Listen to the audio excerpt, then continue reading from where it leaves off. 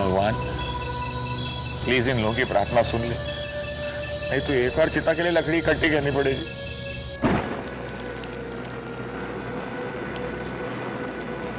पापा, पापा,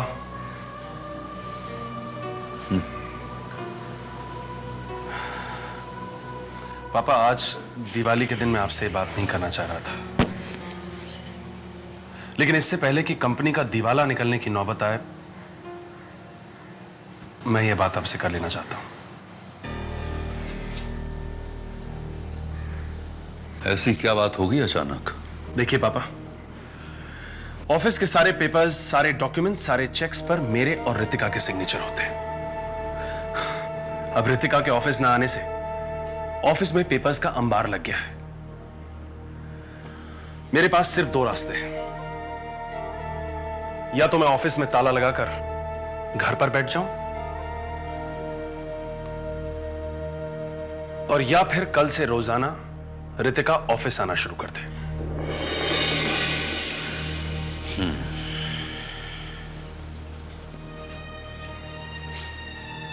ठीक है, मैं तुम्हारी मम्मी से और रितिका से बात करके तुम्हें बताता हूं। ठीक है।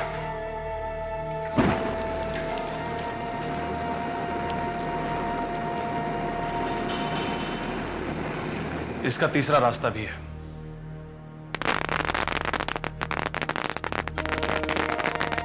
अगर रितिका मुझे अपनी पावर ऑफ अटर्नी दे दे, इस बात का जवाब आप अगर मुझे कल सुबह तक देंगे तो बेहतर होगा।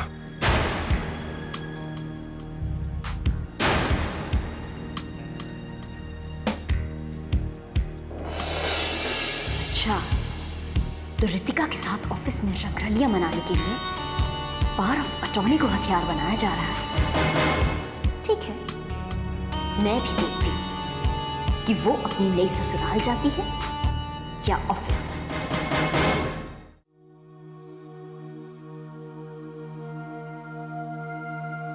रितिका बेटे। जी पापा। बेटे, मैंने डिस्टर्ब तो नहीं किया ना? नहीं नहीं पापा, कहिए ना। बात दरअसल ये है बेटे कि बेटे तुम्हारे ऑफिस न जाने की वजह से कंपनी में काफी प्रॉब्लम्स खड़े हो रहे हैं, इसलिए मैं चाहता हूं कि तुम कल से फिर से ऑफिस जाना शुरू कर दो। पापा, मैं भास्कर को दिया हुआ वादा निभाने की कोशिश कर रही हूँ। मैंने उसे आप दोनों की सेवा करने का वादा किया था। बेटे, ऑफिस जाने के बावजूद तुम ये वादा निभा रही थी ना? लेकिन आप मेरी शादी किसी और से कर देंगे तो कैसे निभा पाऊंगी अपना ये वादा मैं? आप अपने दिमाग से मेरी शादी का ख्याल निकाल दीजिए। मैं कल से ऑफिस जाना शुरू कर दूंगी। बेटे। अरे पापा जी, आप यहाँ पर हैं? कोई जरूरी बात हो रही हो तो मैं बाहर चली जाती हूँ। ऐसी कोई बात नहीं हो रही है जो तुमसे छिपाई जाए। बोलो क्या बात है? मैं तो ये बताने आई हूँ कि रितिका, नीरज का फोन आया था, वो तुम्हें अपना घर दिखाना चाहता है। सॉरी भाभी, लेकिन भास्कर जिस छत के नीचे मुझे लेकर आए थे बस वही घर है मेरे लिए। मुझे नहीं देखना और कोई घर। पापा जी, देखा आपने कैसे बिहेव कर रही है? अरे एक तो पता नहीं किसके अच्छे कर्मों की वजह से इतना हैंडसम, इतना मिलनसार, ऊपर से एनआरआई लड़का घर बैठे बिठाए मिल गया है, और आप इनके तेवर देखिए। पापा जी, आप क्यों नहीं समझाते कुछ? बेटे, नीरज अच्छा लड़का है बेटे, एक बार मिलने में बुराई क्या है? अगर उसे अकेले मिलने में तुम्हें कोई झिझक हो रही है तो हम तुम्हारे साथ चलेंगे। हाँ, फिर भी सोच लो बेटा।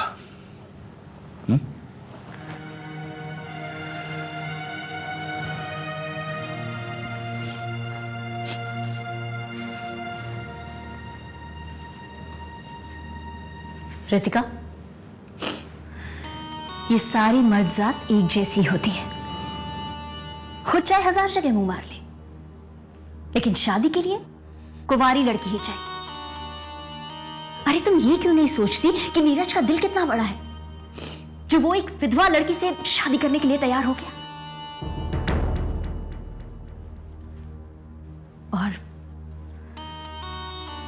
और अगर तुम सच्चाई जानना चाहती हो कि मैं इस शादी में इतनी ज्यादा इंटरेस्टेड क्यों, तो वो ये है कि मैं नहीं चाहती कि मेरे घर में कोई हादसा हो। बस भाभी बस, भगवान के लिए बस कीजिए आप जो चाहती है मैं वैसा ही करूंगी, लेकिन आप प्लीज इस वक्त मुझे अकेला छोड़ दीजिए।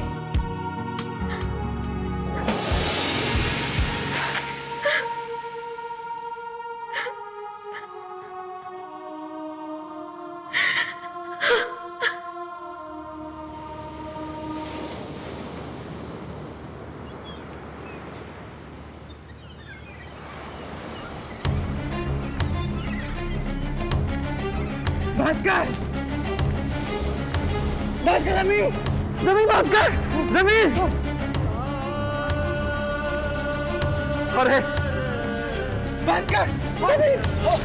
वाहेगुरु, तेरा लाख लाख शुक्र है। चलो चलो बच्चों, जोर लगाओ, बढ़ो आगे, बढ़ाओ हाथ।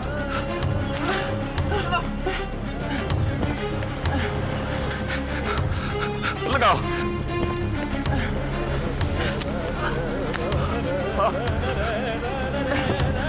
हाँ शाबाश, बस पहुंच गए पुत्र। मीनाक्षी, क्या सोच रही हो? कुछ नहीं। तो चलो राहुल के पास बैठते हैं। नहीं, तुम जाओ।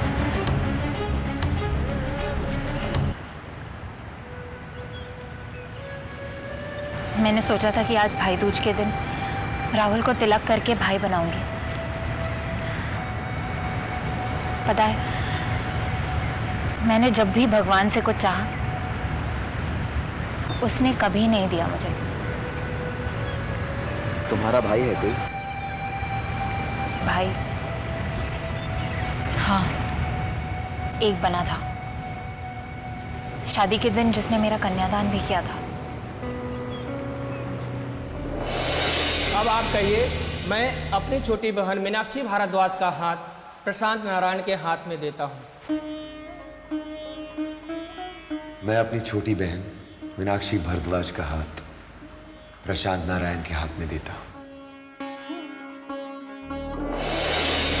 वही भाई तो मुझे एयरपोर्ट पे मिला। पता है किसके साथ? किसके साथ? उसी राक्षस के साथ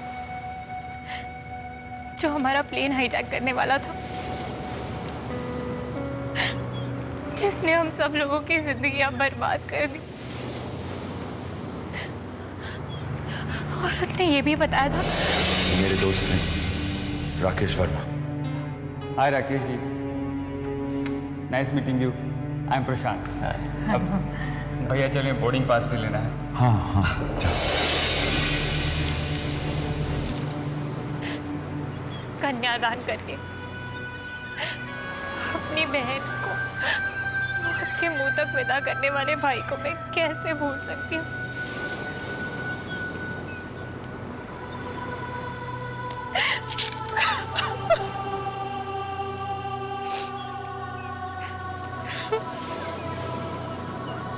तकलीफ और दर्द की तो अब आदत सी पड़ गई है मीनाक्षी, इसलिए रोना छोड़ दो। अच्छा सुनो, मेरी कोई बहन नहीं है, मुझे भाई बनाओगे अपना?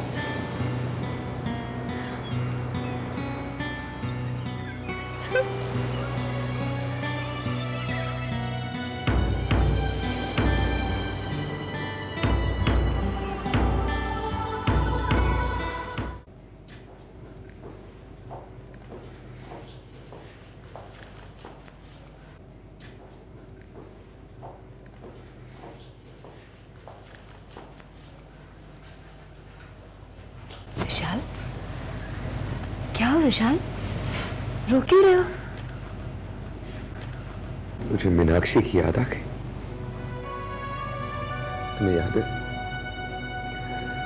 मंदिर में जिस लड़की का कन्यादान किया था?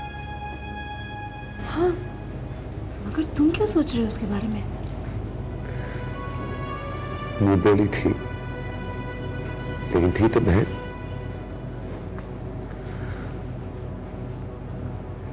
उसको भी उस फ्लाइट में चढ़ने दिया मैंने। What? हाँ, उन 253 लोगों में मीनाक्षी भी एक थी।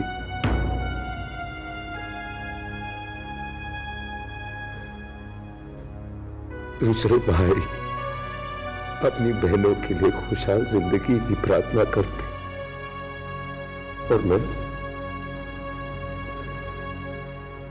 उसको मौत के मुंह में धकेल दी। ईश्वर, मैं अच्छा आदमी नहीं हूं, मैं अच्छा आदमी नहीं। मुझे हमेशा शायद लोगों की बद्दुआएं ही मिली। देखो, उसे किसी तरह भूलने की कोशिश करो, क्योंकि अगर तुम ऐसे ही सोचते रहे ना तो बंटी को भी वो प्यार नहीं दे पाओगे जिस पर उसका हक है। नहीं, बंटी को मैं उतना ही प्यार करता हूं जितना करता था।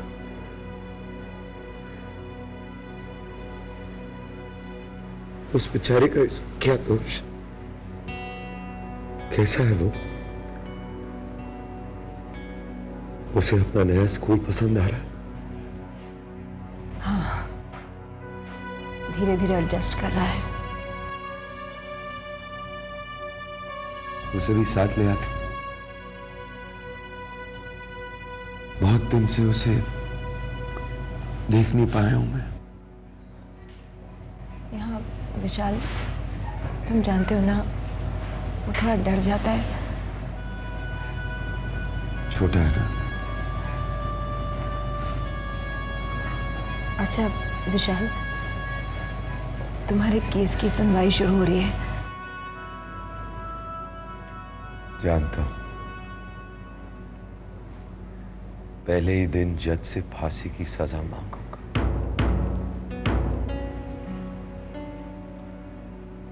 आखिर मुझे अपने किए की सजा तो मिलनी ही है ना। विशाल, विशाल, सजा तो हम सब बहुत पहले से भुगत रहे ना, लेकिन तुम्हें जज साहब से जो भी कहना हो ना, कह देना। मैं तुम्हें रोकूंगी नहीं।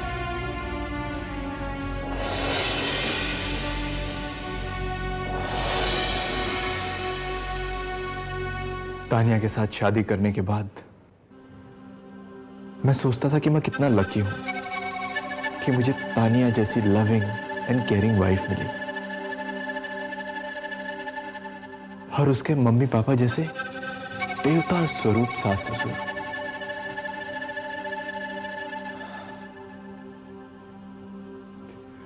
फिर भी मुझ जैसा अनलकी कोई हो ही नहीं सकता जो मैंने इनको खो दिया। और आई एम सो सॉरी। आप लोग खड़े क्यों? प्लीज बैठिए ना, प्लीज प्लीज।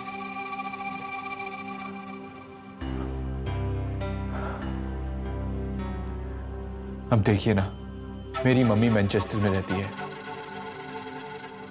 यहां इंडिया में इन्हीं का हाथ था मेरे सर पर अब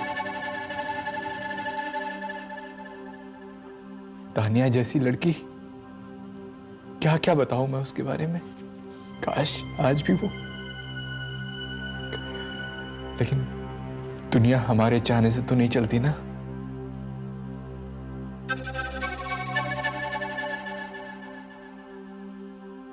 हमारी बात तो खैर छोड़ो, हम तो भास्कर के माँ बाप हैं, लेकिन रितिका तो उसे एक पल के लिए नहीं भूल पा रही है। और भुलाना चाहिए भी नहीं। इसे तो कहते हैं सच्चा प्यार, डिवोशन, कमिटमेंट। यही तो है भारतीय संस्कार, जो तानिया के बाद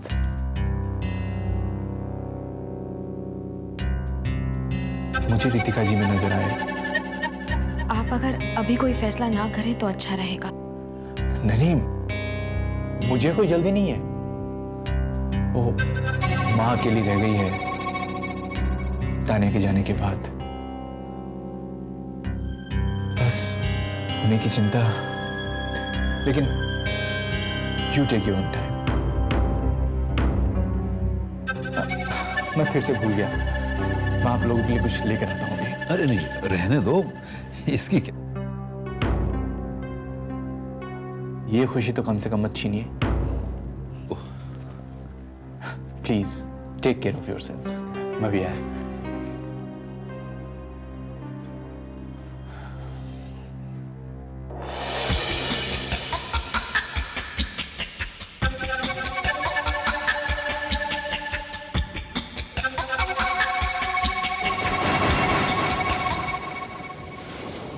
तुम लोगों को राहुल की कोई परवाह है या नहीं? क्यों, क्या हुआ? राहुल ठीक तो है ना? राहुल की इतनी फिक्र थी तो उसके पास बैठना चाहिए था ना। लेकिन तुम्हें किसी की क्या परवाह? तुम तो बस घूमती फिरो यहाँ से वहाँ। पर तान्या, मैंने किया क्या है? तुमने ब्लंडर किया है राहुल के पास ना बैठकर। मैंने ब्लंडर? जल्दी बताओ तान्या, राहुल कैसा है? चुप! ये नहीं कि अपनी गलती रियलाइज करो, ऊपर से और बहस किए जा रही हो। क्या हुआ तान्या, इतना भड़क क्यों रही हो इस पे? मैं क्यों भड़कूंगी किसी पे? और मैं होते ही कौन हूँ भड़कने वाली? मैं तो इसी बस इतना बता रही थी कि राहुल का बुखार ही नहीं उतरना है।